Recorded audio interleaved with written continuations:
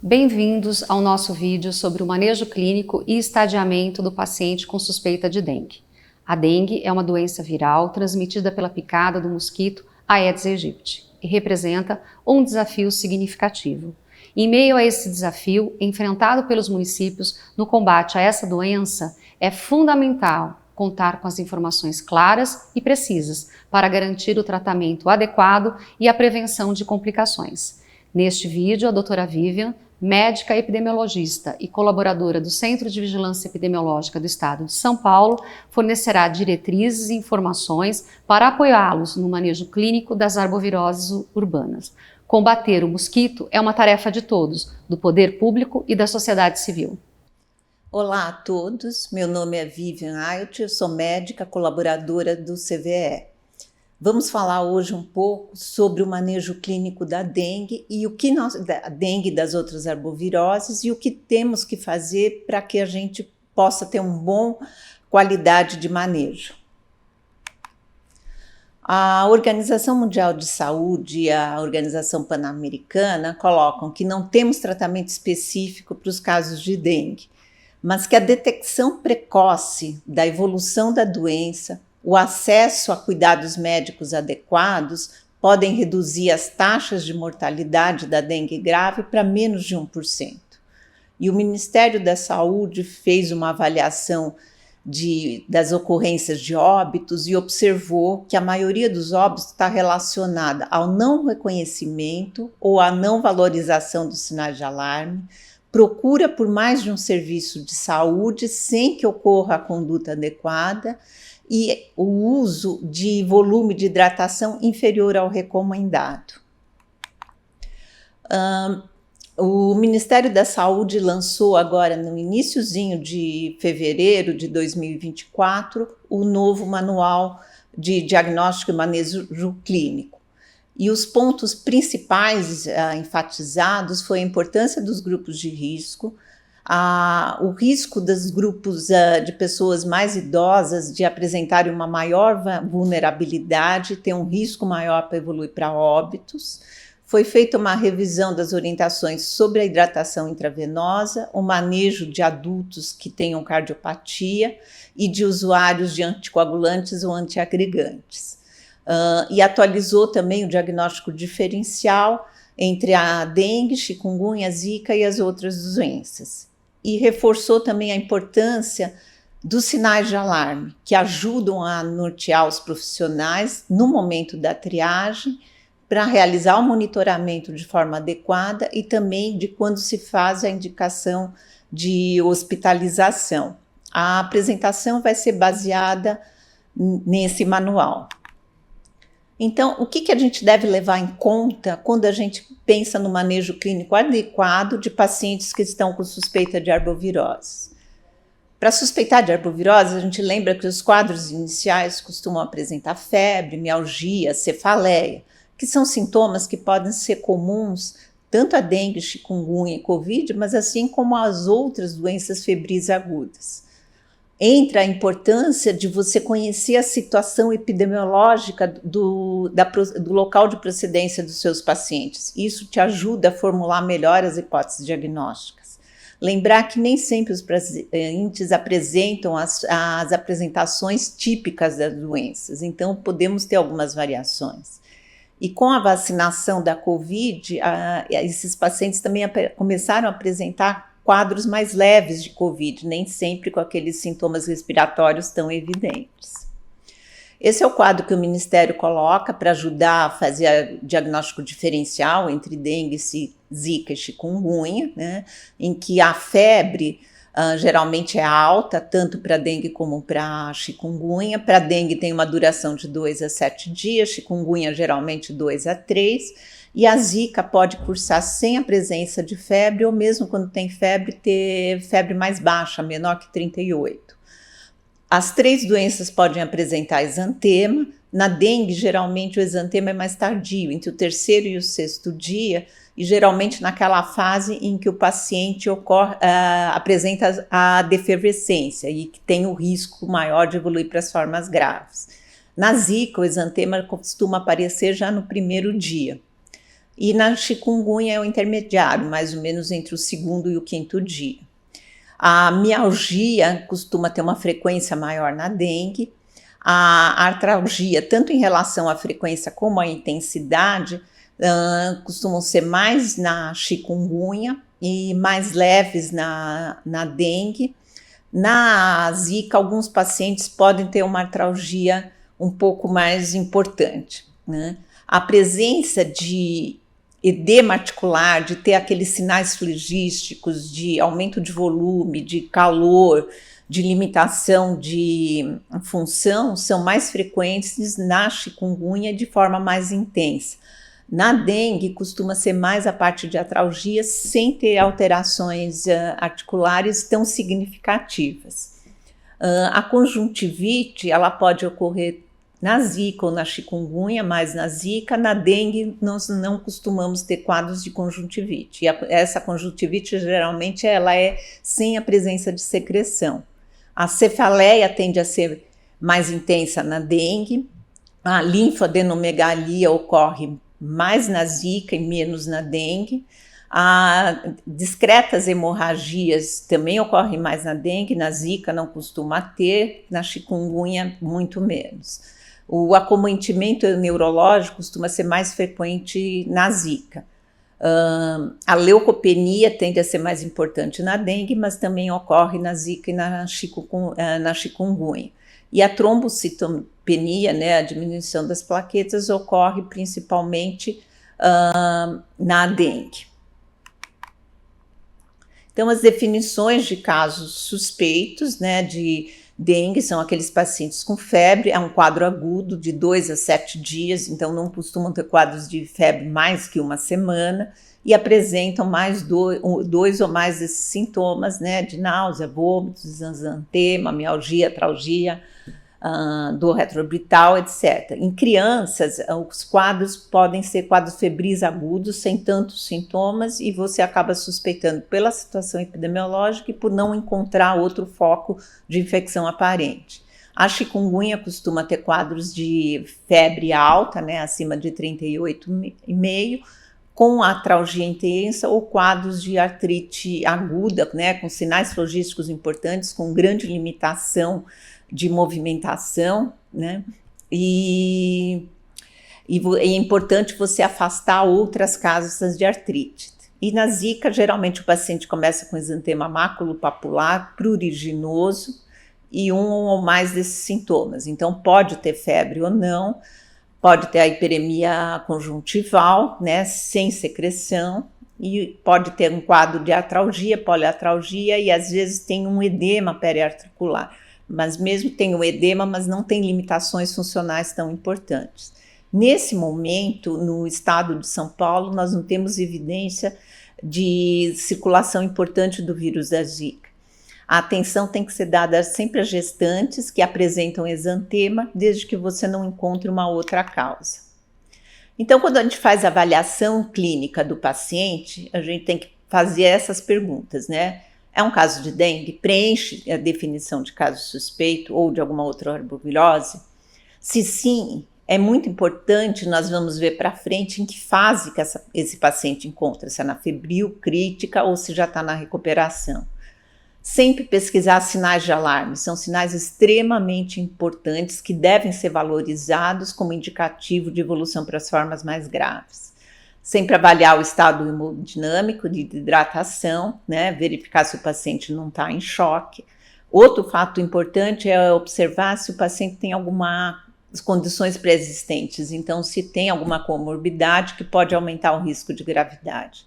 Sempre fazer o estadiamento dos pacientes, né, se estão no grupo A, B, C ou D, e verificar se esse paciente vai estar precisando de hospitalização, se pode ser só em leito de observação ou se precisa de uma unidade de terapia intensiva. A classificação de risco, né? Ela é extremamente importante para os pacientes suspeitos de dengue, ainda mais quando nós temos uma transmissão importante em que você acaba tendo uma grande demanda dos serviços de saúde. A classificação de risco te ajuda a reduzir o tempo de espera nos serviços de saúde daqueles pacientes que têm um risco de evolução para as formas mais graves e também melhora a qualidade da assistência prestada. A classificação ela deve ser feita para todos os casos, mas ela é mais importante ainda para aqueles pacientes que não têm sinais evidentes de gravidade. O paciente chocado, geralmente, ele passa na frente e rapidamente é identificado. Mas, às vezes, o paciente tem um pouco de hipotensão, que é um sinal de alarme, ele pode não ser tão evidente, né? E considerando a situação epidemiológica atual no nosso estado, a dificuldade para diagnóstico diferencial clínico na fase inicial, o risco de evolução para as formas graves de dengue e da necessidade de manejo com uma hidratação importante, os fatores de risco mesmo para quadros graves de chikungunya serem semelhantes aos de dengue, a orientação é sempre considerar a possibilidade de ser dengue e aí fazer a classificação de risco de acordo. E lembrar que essas doenças elas são dinâmicas, então o reestadiamento tem que ser refeito sempre que necessário. Então, na classificação de risco, dá trabalho, demora um pouco mais do que as classificações habituais, mas é importante isso estar implantado em todas as portas de entrada. Não importa se são serviços de maior ou de menor complexidade, porque o paciente pode procurar qualquer um deles, aquele que for mais próximo daquele momento que ele está. Então, é importante a medida da PA em duas posições, então, ou sentado, deitado e em pé, que às vezes o primeiro sinal de gravidade vai ser uma hipotensão postural ou estreitamento da pressão arterial. Pesquisar sempre sinais de alerta, perguntar mesmo, não esperar que o paciente necessariamente refira. Pesquisar a presença de sangramentos, né? E se o paciente não tem petequia, não tem nenhuma gengivorragia, epistaxis, etc., sempre fazer a prova do laço, porque esse às vezes pode ser a primeira evidência da evolução para as formas mais graves. A avaliação do quadro geral do paciente, a hidratação, perfusão, pulso, temperatura, frequência respiratória. A outra coisa para levar em conta são os pacientes que têm comorbidades. Eles têm um risco maior de evolução para as formas graves, assim como eles podem estar descompensados dessa comorbidade. E as outras condições também que te chamam a atenção, que precisa observar esse paciente, são aqueles menores de 2 anos, as gestantes e os adultos acima de 65 anos. Então, levando esses fatores em consideração, a gente vai fazer a classificação de risco nos grupos A, B, C, D, e isso vai te definir a forma de atendimento. Nós vamos ver mais detalhadamente cada um desses grupos. Então, a classificação de risco é importante para quê? Para boa organização dos serviços, priorizar o atendimento daqueles pacientes com risco maior para as formas graves e orientar as condutas. Então, o que é importante para a gente evitar que os pacientes do grupo A evoluam para as formas graves? E a nossa grande maioria, em torno de 90% dos nossos pacientes, vão ser do grupo A. Então, são aqueles pacientes que não têm manifestação hemorrágica, têm a prova do laço negativa, não apresentam sinais de alarme, não têm nenhuma comorbidade, estão naquela faixa etária acima dos 2 anos ou menor que 65 anos, não são gestantes e não apresentam risco social. O risco social é pensando naqueles pacientes que se tiveram alguma piora ou nos retornos necessários não teriam condições de voltar para o serviço por distância, por morarem sozinhos, etc. Esses pacientes, eles são baixa prioridade de atendimento médico. Eles podem ser atendidos de acordo com o horário de chegada. Então, para os pacientes do grupo A, o que a gente vai fazer? O acompanhamento vai ser ambulatorial. A principal forma de tratamento da dengue é a hidratação. Então, para esses pacientes vai ser a hidratação oral. Lembrar que a hidratação tem que começar já na sala de espera. O paciente chegou na unidade, tem que ter à disposição copos, bebedouros, água, jarras, etc., para que ele possa já se hidratar enquanto que aguarda o atendimento. Essa hidratação deve ser orientada a ser mantida por pelo menos 24, 48 horas após o primeiro dia sem febre, né? Porque quando você tem a defervescência é o momento em que você tem um risco das formas mais graves. Então, o paciente estando bem de 24, 48 horas sem a febre, ele saiu dessa fase crítica. Importantíssimo uma boa orientação dos sinais de alarme. Apresentou algum sinal de alarme, tem que ter o retorno imediato para o serviço. Importante o cartão de acompanhamento, né? O cartão tem que ser entregue para o paciente, né? No cartão, na parte da frente, tem a orientação de quais são os sinais de alarme, e na parte de dentro tem as orientações gerais para o paciente. Tem o quadrinho, esse primeiro quadrinho aqui à esquerda, em que dá para você pôr os volumes que o paciente deve ingerir, tanto de soro de reidratação oral como de outros líquidos, dividido por manhã, tarde e à noite. É importante fazer a prescrição da distribuição do volume. Cada profissional vai ter seu jeito de lidar com isso. Pode ser, nesse cartão, depois manhã, tarde e noite, mas tem profissionais que preferem pôr uma garrafa de 600 ml em tanto tempo e assim por diante. Mas essa orientação de como o paciente vai distribuir esse volume durante o dia é extremamente importante, né? E aí o volume preconizado é de 60 ml por quilo por dia, sendo 1/3 de soro de reidratação oral e o restante de outros líquidos. Eu esqueci de falar, e do lado direito do cartão, esse outro quadrado azul assinalado, tem os parâmetros clínicos do paciente com a data de atendimento. Isso é importante estar preenchido se o paciente retornar, para que o próximo atendimento o profissional possa comparar como é que foi a evolução do paciente. Isso ajuda a fazer a classificação de risco, né? Ter os parâmetros de PA, se colheu hematócrito, plaqueta, ter essas informações e qual foi a classificação nesse atendimento. Para o grupo A, o hemograma é recomendável, mas não obrigatório, né? O diagnóstico laboratorial específico vai ser de acordo com a situação epidemiológica. Lembrar que não há necessidade de diagnóstico laboratorial específico para o manejo clínico do paciente. Você fez suspeita de alguma arbovirose, você vai fazer classificação de risco e o manejo clínico de acordo, independente de qualquer resultado de exame específico. Lembrar que os testes rápidos, eles podem ter resultados negativos, falsos negativos, então não descartam a suspeita de dengue. Então esse paciente, você fez a suspeita, ele continua sendo manejado como um caso suspeito de dengue.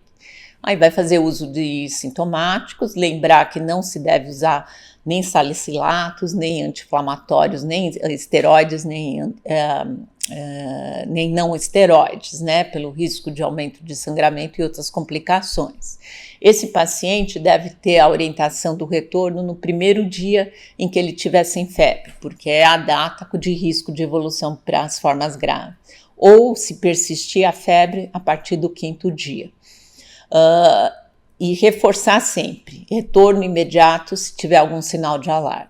Reforçar também o uso de repelente, especialmente nos pacientes sintomáticos suspeitos de dengue.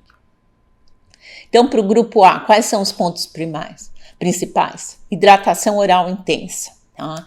Os volumes são grandes, 60 ml por quilo por dia é um volume grande. O paciente precisa ser orientado que isso é o tratamento para dengue.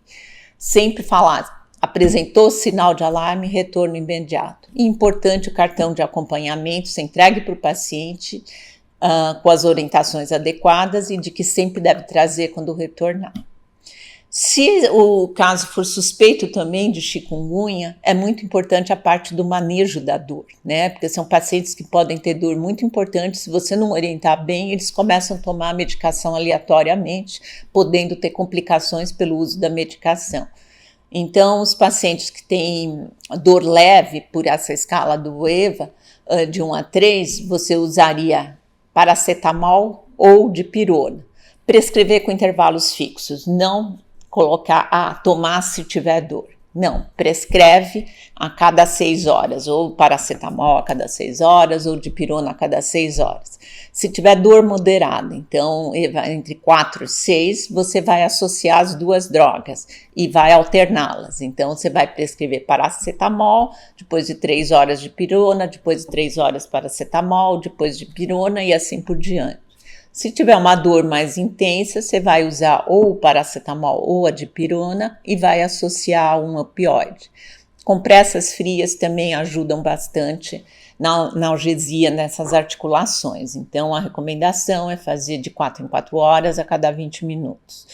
O manual que está aí na imagem é um manual que está no site do CVE e ele tem toda a explicação e todas as informações de como fazer o manejo dos pacientes com chikungunya, tanto na fase aguda como na fase subaguda e na crônica. Então, na chikungunya, importante associar, além da parte da hidratação, que você vai fazer o manejo do grupo A, você vai associar o manejo adequado da dor. Vamos pensar agora naqueles pacientes do grupo B. O que a gente tem que fazer com esses pacientes para evitar que eles evoluam para as formas graves?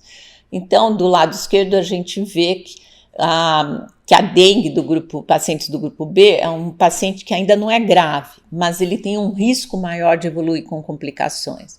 Então, é um paciente que pode ter ou a prova do laço positiva ou ter alguma manifestação hemorrágica espontânea, petequia ou uma gengivorragia, epistaxis, etc. É um paciente que pode ou não ter comorbidade. Pacientes das faixas etárias abaixo de 2 anos e maiores de 65 anos. Todas as gestantes e aqueles que apresentam risco social. Mas esses pacientes não têm sinais de alarme nem sinais de choque.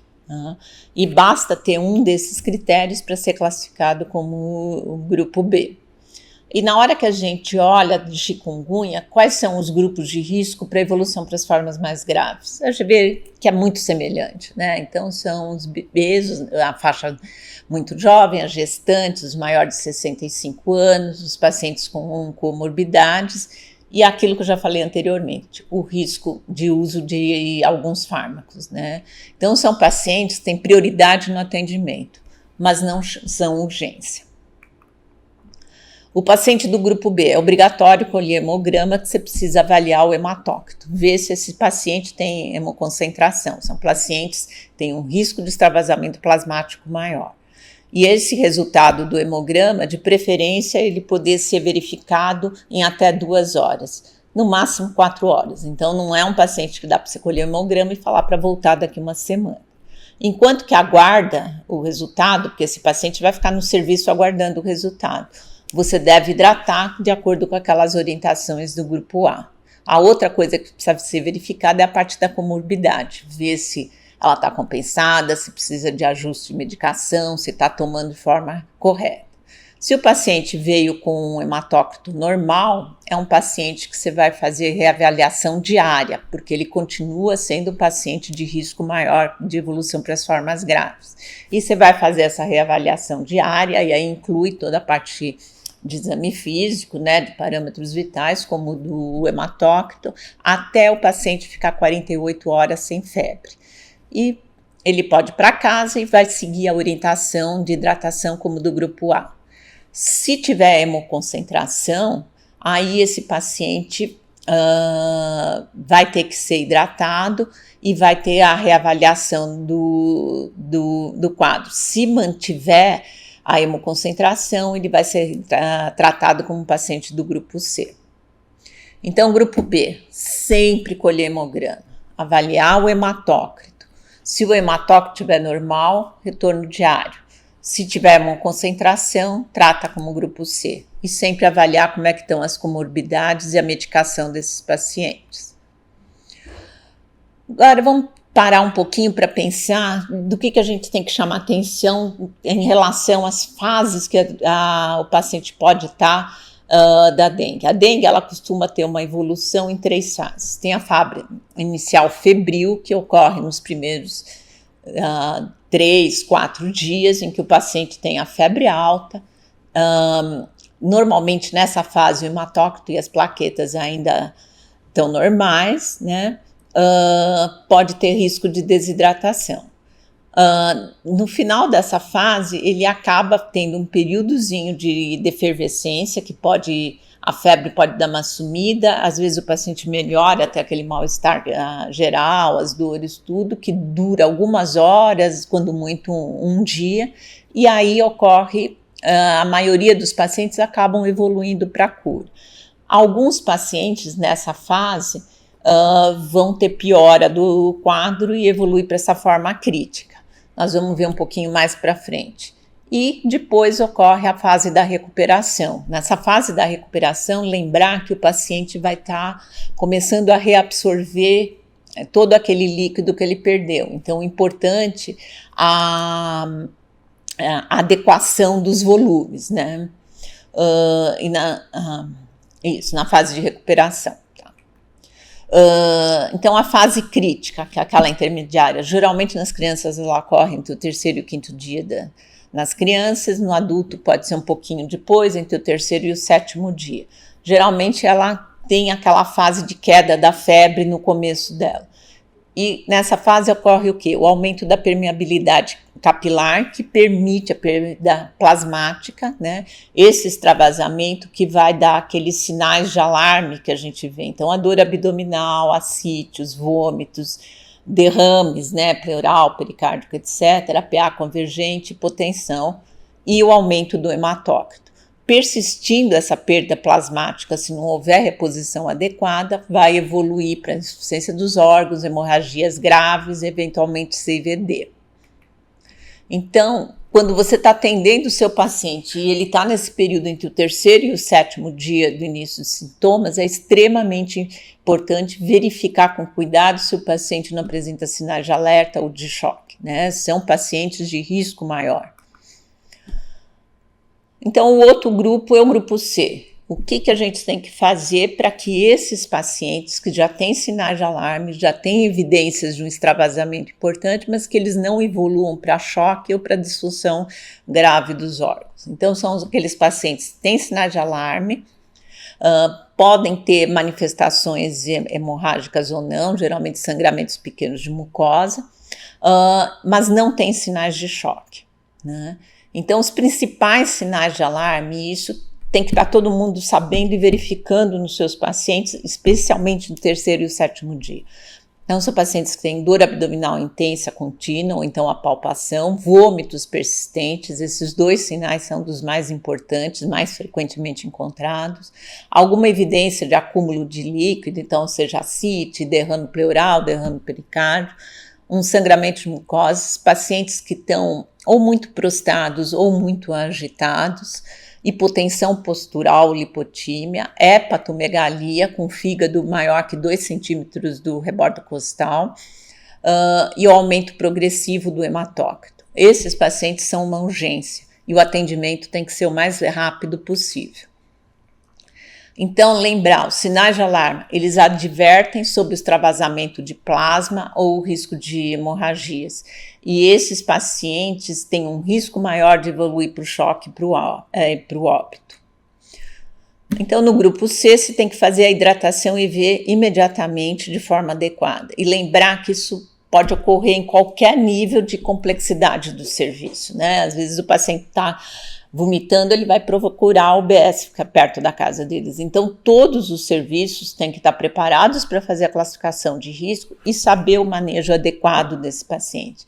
Iniciar a hidratação EV de forma adequada imediatamente pode ser a diferença entre a vida e a morte daquele paciente. E lembrar que essa hidratação também deve ser continuada durante o período em que você faz a transferência desse paciente para um serviço de complexidade adequada.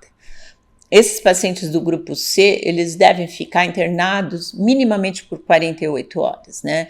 Porque para você dar alta para esse paciente, você precisa que ele preencher todos esses critérios. Ele precisa estável hemodinamicamente durante 48 horas, ter ausência de febre por 48 horas, ter uma melhora visível do quadro clínico, ter o hematócrito normal e estável por 24 horas e plaquetas mostrando tendência de elevação, né? Então, o paciente do grupo C, não adianta você hidratar e mandar embora. E paciente da dengue, normalmente se você hidrata, principalmente se for de forma adequada, ele tem uma boa resposta, ele melhora clinicamente, o PA melhora, o estado geral dele melhora. Mas a duração do choque da dengue, ele costuma ser, na maioria dos casos, pelo menos 24 horas e uma porcentagem menor até 72 horas.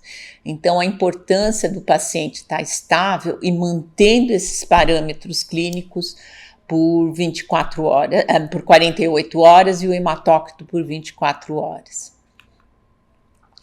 Lembrar que os idosos também apresentam um risco maior de complicações e de choque, mas também eles têm um risco maior de sobrecarga de fluidos. Então, muito importante o monitoramento de perto para você poder hidratá-los de forma adequada, mas sem que ocorra sobrecarga, né? Tá.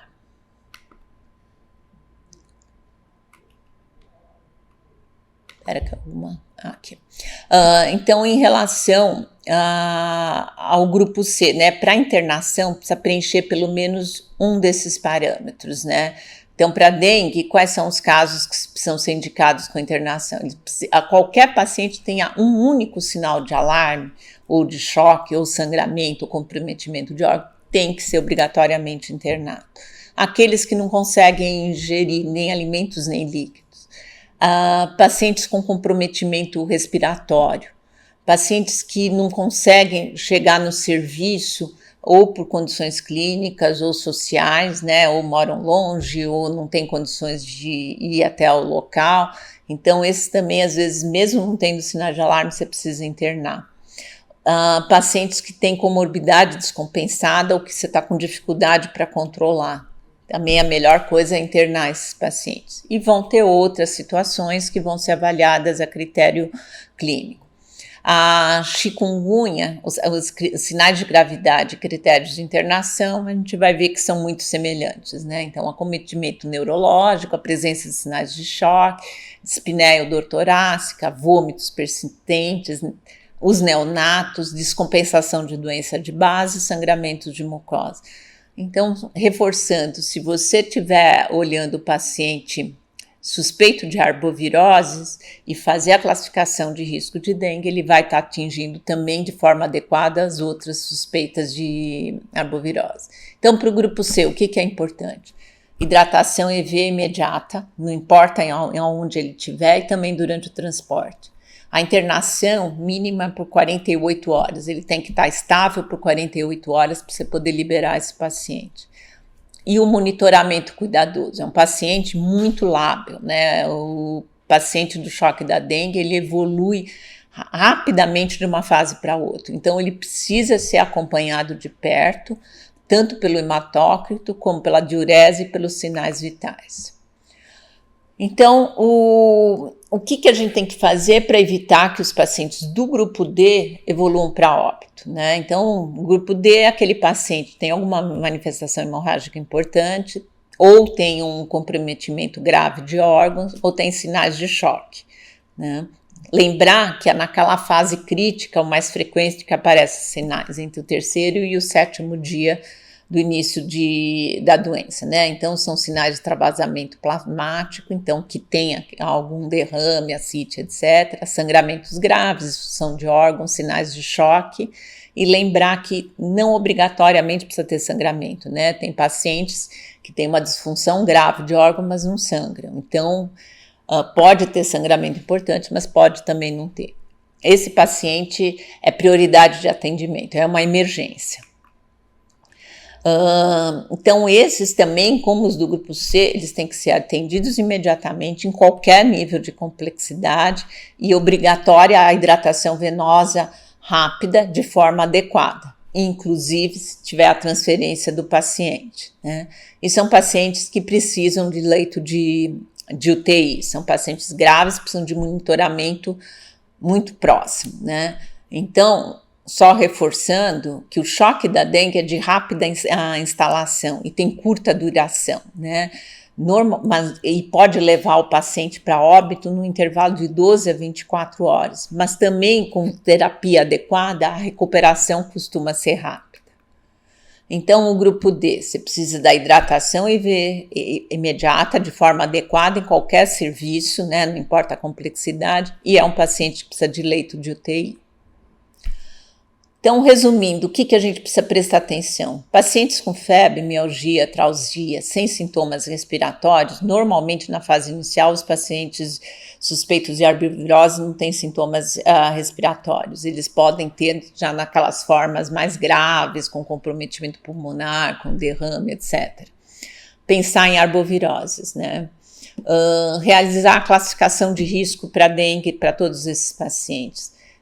Paciente que não tem nenhuma evidência de nenhum sangramento, sempre fazer a prova do laço. Muito importante medir a PA em 2 posições. Verificar e orientar sempre os sinais de alarme, né? E a procura imediata do serviço. Hidratar, né? O grande tratamento da dengue é a hidratação. Sempre muita atenção com os pacientes do grupo B e C, né? Eles precisam ser monitorados de perto, acompanhados de forma adequada. A gente vê muito desses pacientes acabando por não ter o acompanhamento e hidratação adequada, evoluindo para óbito. A avaliação cuidadosa naqueles pacientes que estão entre o 3º e o 7º dia de início de sintomas, que é o período de risco maior de evolução para as formas graves. E a importância de notificar. Só com a notificação, com a informação, a gente pode planejar e atuar de forma adequada. Tem uma série de material disponível, né, de todas as formas, desde a Organização Mundial de Saúde, da Organização Pan-Americana, do Ministério da Saúde, com um manual atualizado agora esse ano, e no site do CVE também temos manuais, tanto das arboviroses, de chikungunya, e tem um aplicativo do município de São Paulo, do Sampa Dengue, que é para celular, né? Então, as informações sobre protocolos de manejo clínico estão amplamente disponíveis em diversos formatos. Importante ir atrás, consultar sempre que tiver dúvidas. Aí é do site, só reforçando, do site do CVE, com os materiais disponíveis, e o Sampa Dengue, que ele pode ser usado tanto pelas lojas de aplicativo, tanto para o iPhone como para o Android. Bom, espero que possa ajudar ao manejo melhor dos nossos pacientes e que a gente diminua os nossos óbitos. Lembrar que a maioria dos casos de óbitos por dengue são óbitos evitáveis, desde que as condutas sejam de forma adequada. Muito obrigada.